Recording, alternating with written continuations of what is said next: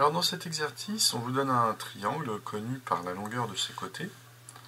Donc j'ai dessiné approximativement AB qui vaut 8, AC qui vaut 2 et BC qui vaut 7. Et on vous demande de calculer le cosinus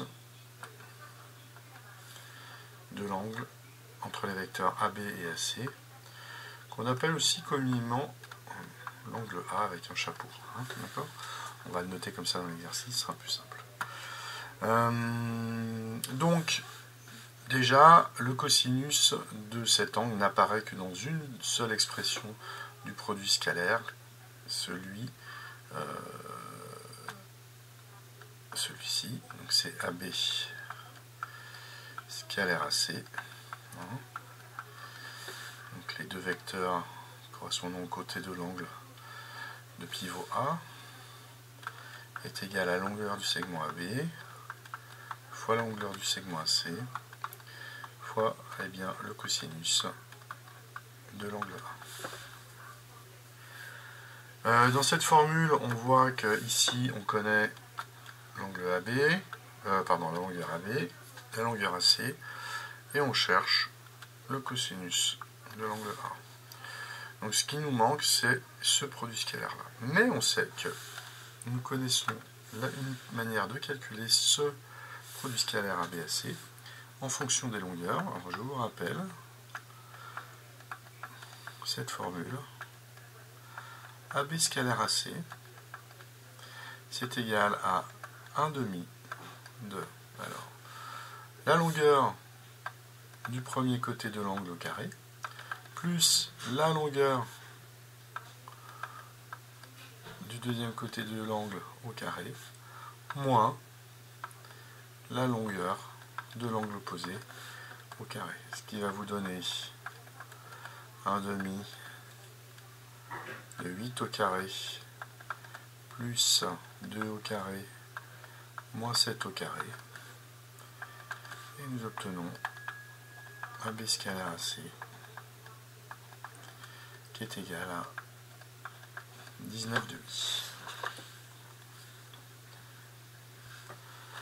Alors, ensuite, maintenant, nous connaissons dans cette formule toutes ces données.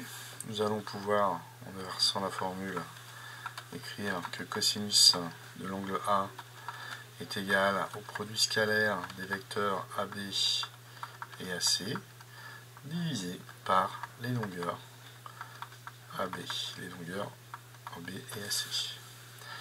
Donc l'application numérique nous permet d'avoir,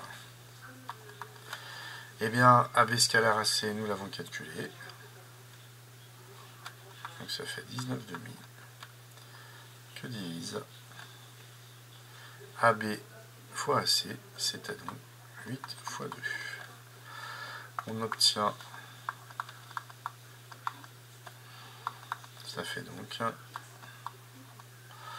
19 sur 4 fois 8, 32. Donc là, nous avons le cosinus, ce qui était demandé dans cet exercice. Si maintenant on vous demande la valeur de l'angle A en degrés, tout simplement il faut utiliser votre calculatrice. Alors, pour avoir A, calcul de A, valeur de A,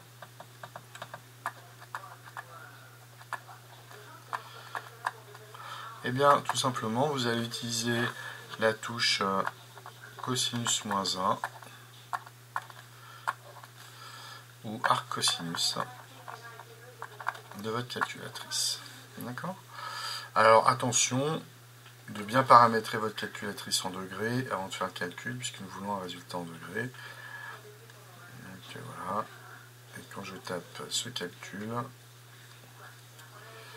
cosinus moins 1 de donc 19 sur 32, ça me donne 53 environ.